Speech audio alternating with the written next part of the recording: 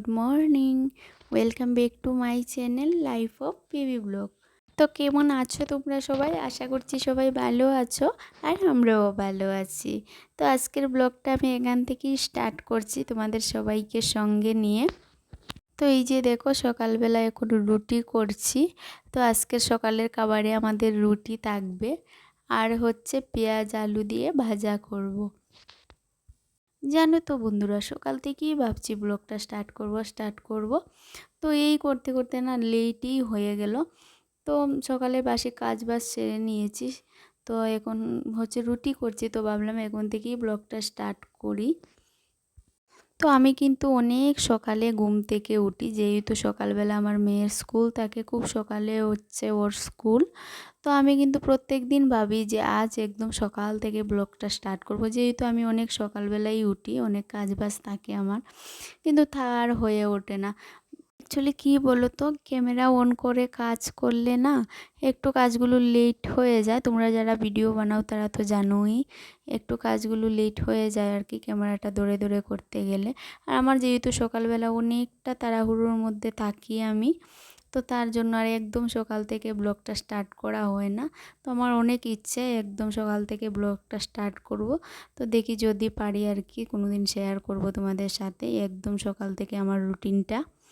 আমার কাজগুলি তাড়াতাড়ি করার জন্য আমি কি করি তোমরা দেখতেই পেলে, দুটো দুটো করে রুটিগুলো সেঁকে নিয়েছি, না হলে অনেকটা টাইম লেগে যাবে।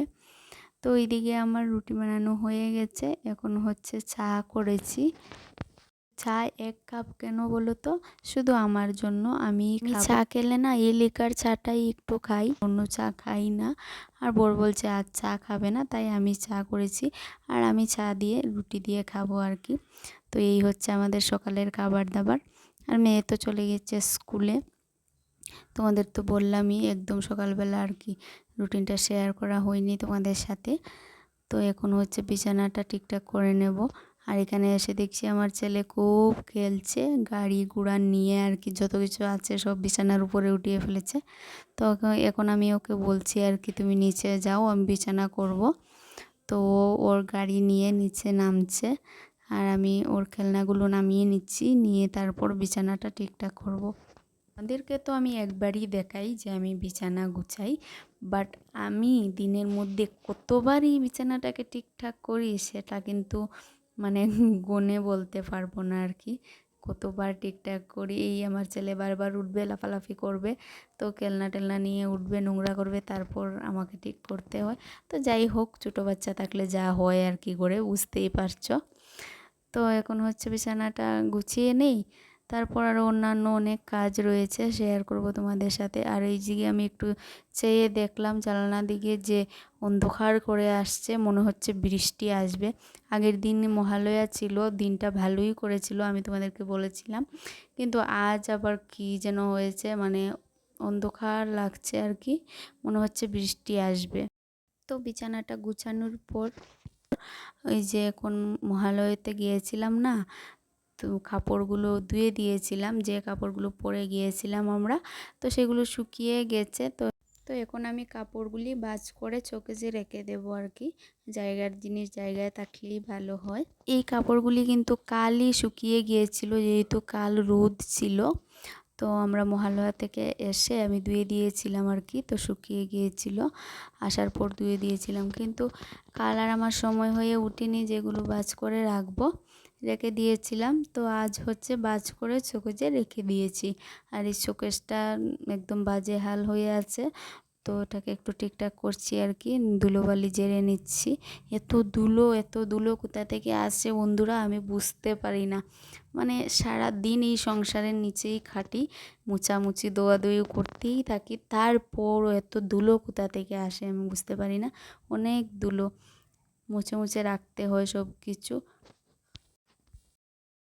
আর এইদিকে আমার ছেলেকে দেখো আমার পিছু পিছু ঘুরছে, ও এই করে জানো তো, আমি যেদিকে যাব আমি কাজ করব, আর ও হচ্ছে আমার পিছু পিছু ঘুরবে আর আমাকে প্রশ্ন করতে থাকবে, কিছু একটা দেখলে এটা কি এইভাবে বলতে থাকবে। তো আমার বেশ ভালোই লাগে ওর কথা শুনতে, এইভাবে প্রশ্ন করতে থাকে আমাকে সারাক্ষণ।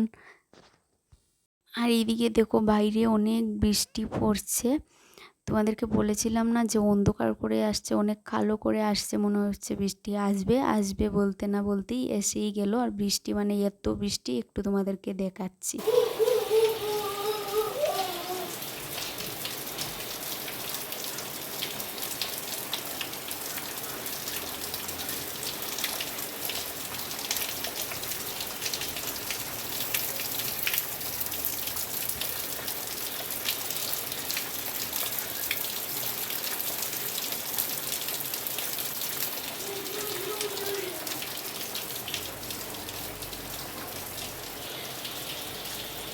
এত বৃষ্টি নেমেছে, আজ আর কাপড় কাচলে শুকাবে না, আজ আর কাচবো না, কাপড়গুলো রেখে দেব।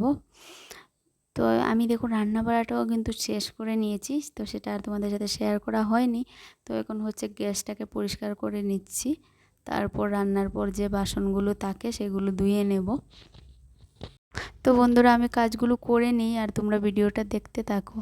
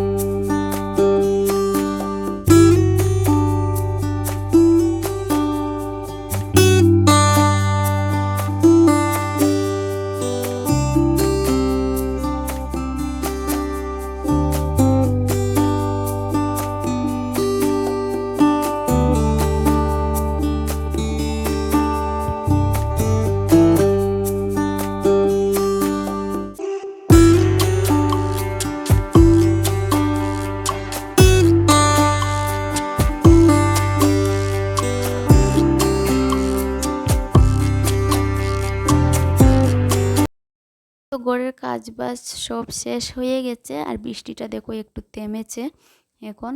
তো আমি স্নান করে নিয়েছি, এখন হচ্ছে ঠাকুর পুজো করব। তো প্রথমে তুলসী গাছে জল দিয়ে দিচ্ছি আর কি, গাছকে স্নান করিয়ে দিচ্ছি। তো এখন বাসনগুলি ধুয়ে নিচ্ছি, তারপর হচ্ছে ঠাকুর পুজো করব। জানো তো বন্ধুরা, আমার না খুব ভালো লাগে সকালবেলা ঘুম থেকে উঠে বাসি কাজকর্ম সেরে তারপর ঘরটর মুছে হচ্ছে প্রথম ঠাকুর পুজো করতে, তারপর হচ্ছে রান্নাবাড়া করতে। এই রুটিনটা আমার ভীষণ পছন্দ, কিন্তু কী করব বলো, একদমই মানে আমার হয়ে ওঠে না যে এই রুটিনটা আমি ফলো করব, একটুও পারি না।